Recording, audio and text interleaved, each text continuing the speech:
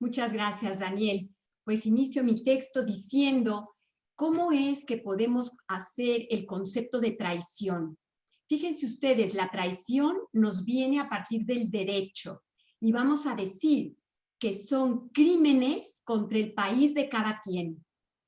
Inicio diciendo esto porque desde el punto de vista analítico, la traición tiene un peso muy importante, ya que nuestros analizantes constantemente vienen y hablan de traiciones, traiciones a las que ellos se sienten sometidos como víctimas o como verdugos. Por eso me parece importante que puntuemos que hay un concepto dentro del derecho que habla de la traición como un sujeto que comete crímenes contra su país. Por eso hablamos de la alta traición en la guerra y como recuerden ustedes, en el pasado se condenaba a la muerte a los que eran traidores de su país.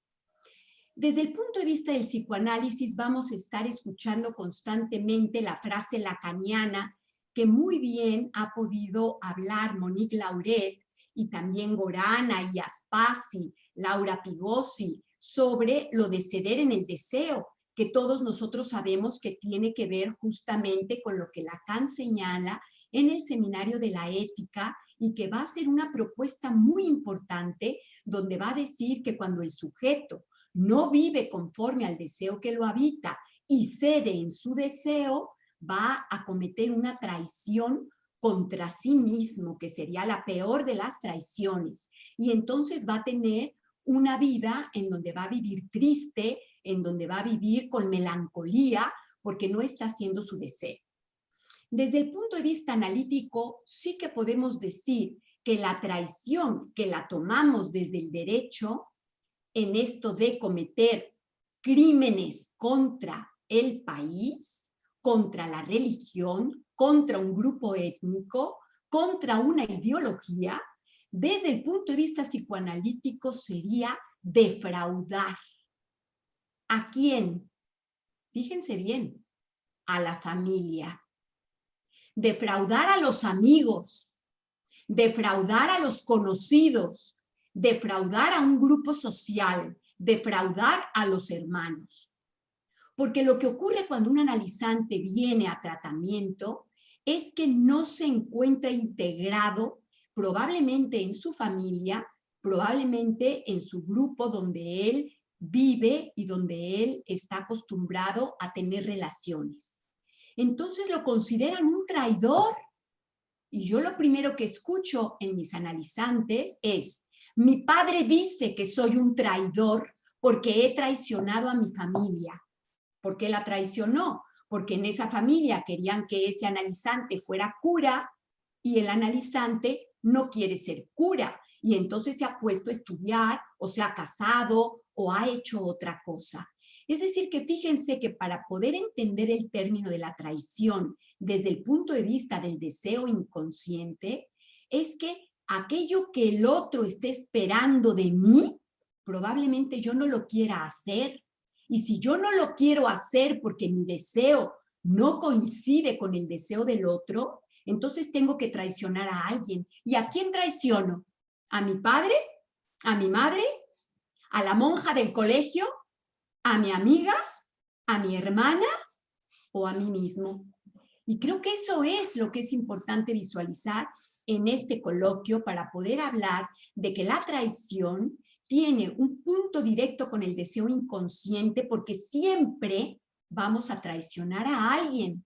Si tú sigues tu deseo inconsciente, vas a traicionar a alguna persona de tu vida que no estaba esperando eso de ti. Les pongo, por ejemplo, un analizante que ha venido hace unas semanas a decirme que se enamoró de un chico que es testigo de Jehová. Su familia son católicos. No quieren que se relacione con un testigo de Jehová. Y entonces mi paciente me dice, me están considerando un traidor. ¿Qué hago? Y aquí es en donde entra precisamente nuestro tratamiento analítico. ¿Y usted? ¿Qué quiere usted? Porque eso es lo que quiere su padre. Eso es lo que quiere su madre. ¿Y usted?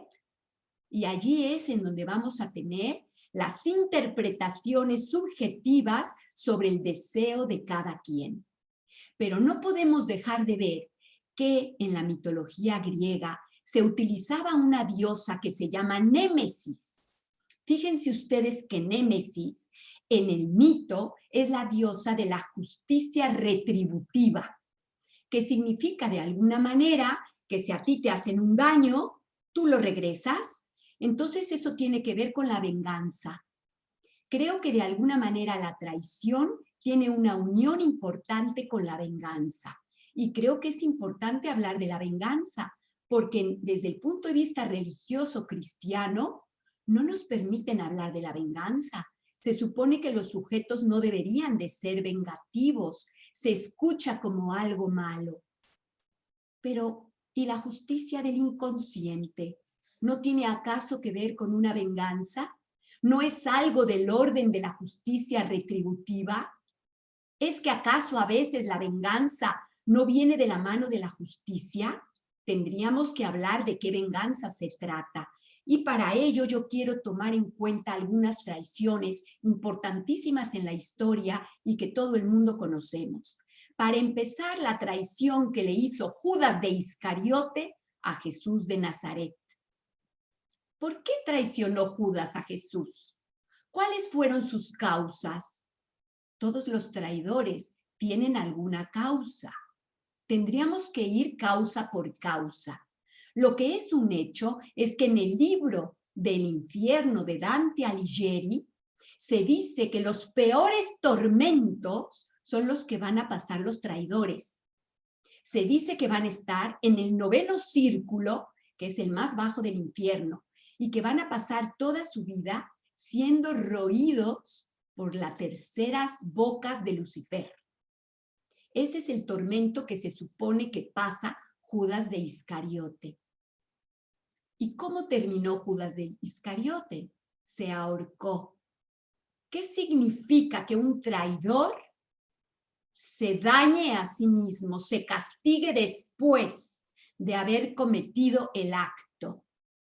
Aquí podemos entonces ver desde qué mirada alguien es traidor y desde qué mirada alguien es héroe. Porque no todo el mundo es héroe para todo el mundo y no todo el mundo es traidor para todo el mundo. Hay miradas. En la familia de mi paciente que va a casarse con una chica testigo de Jehová, él es un traidor para la familia católica, pero es un héroe para los testigos de Jehová. Por eso es que tenemos que ver desde qué mirada se ve. Miren ustedes otra traición muy importante, la traición que le hizo Brutus a Julio César. ¿Por qué traicionó Brutus a Julio César? Shakespeare escribió, incluso tú, Brutus, sorprendido de que él también le clavaba el puñal a Julio César. Podemos decir que Julio César estaba catalogado como un tirano. La familia de Brutus estaba en contra de la tiranía. ¿Acaso Brutus asesinó a Julio César como algo personal o simplemente porque encarnaba un lugar de tiranía? Tendríamos que tratar de entrar en las causas de los traidores. Y tenemos, por supuesto, la posibilidad de decir que la traición es algo que va a defraudar la confianza. Y esa es la parte que a mí me interesa muchísimo puntuar. Los analizantes vienen al tratamiento porque tienen confianza en los analistas. Ya Monique decía que traicionar a los analizantes es alta traición como psicoanalistas, porque ellos traen una confianza hacia nosotros para curarse, para contarnos todo lo que ha ocurrido en sus historias y abren su corazón y confiesan lo que sienten. Y hay que tener allí cuidado, porque sí es una traición cuando no se actúa con la ética del deseo del psicoanalista. Por otro lado, Yo me he introducido en la traición de Caín y Abel y he trabajado en muchos textos esta traición. ¿Por qué mata Caín a Abel?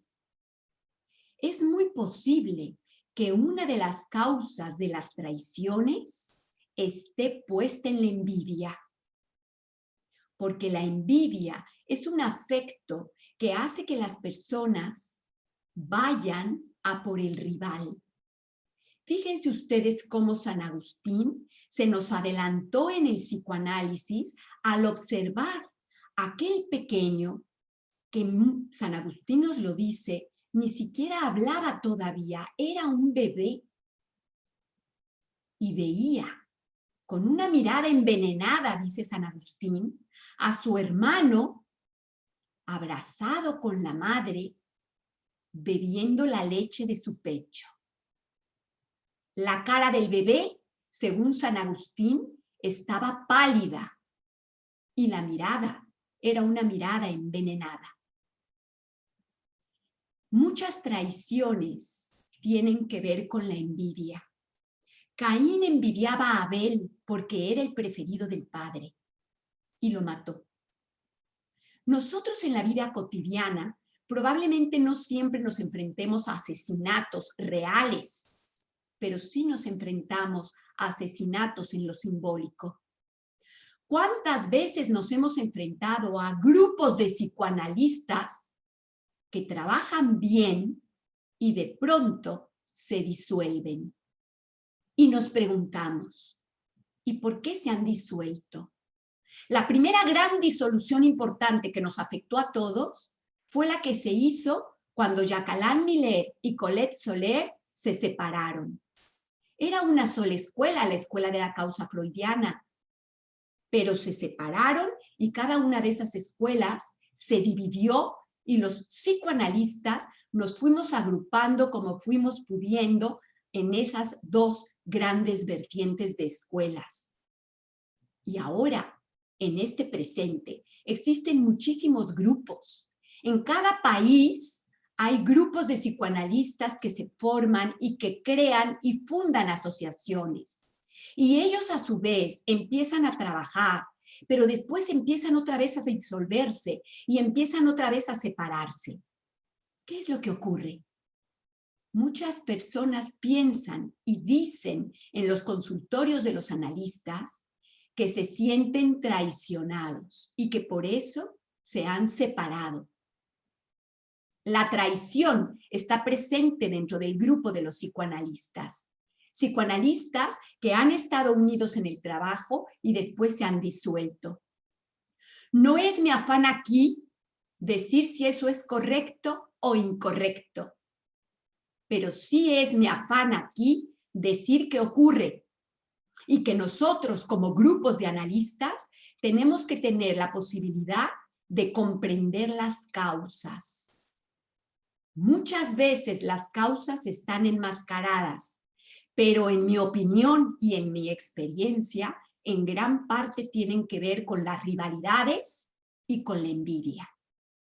Es por eso que hoy en día me parece muy importante continuar con la difusión del psicoanálisis, agrupándonos desde esa transferencia de trabajo que nos permite trabajar en armonía y en cierta paz. Porque cuando yo entro a un grupo de trabajo en donde el ambiente se siente agradable, ese acto florece y se aprende, porque las orejas se abren en la transferencia.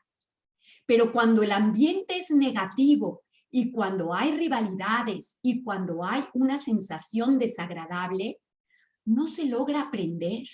Las orejas se cierran y la transferencia no marcha. Es por eso que yo, desde mi persona a nivel individual, como fundadora de Lapsus de Toledo, España, me parece muy importante tener la posibilidad de hablar de esas traiciones para poder encontrar puertas que nos agrupen en lo que en una ocasión me enseñó a mí mi querida Gorana Bulat Manenti. Tenemos que agruparnos en una sola causa, nuestro amor común por el psicoanálisis. Esto es lo que debe de primar para poder seguir adelante, aunque haya disoluciones, aunque haya separaciones y aunque haya lo que para muchos significa traiciones. Muchísimas gracias a todos. Muchísimas gracias, Cristina.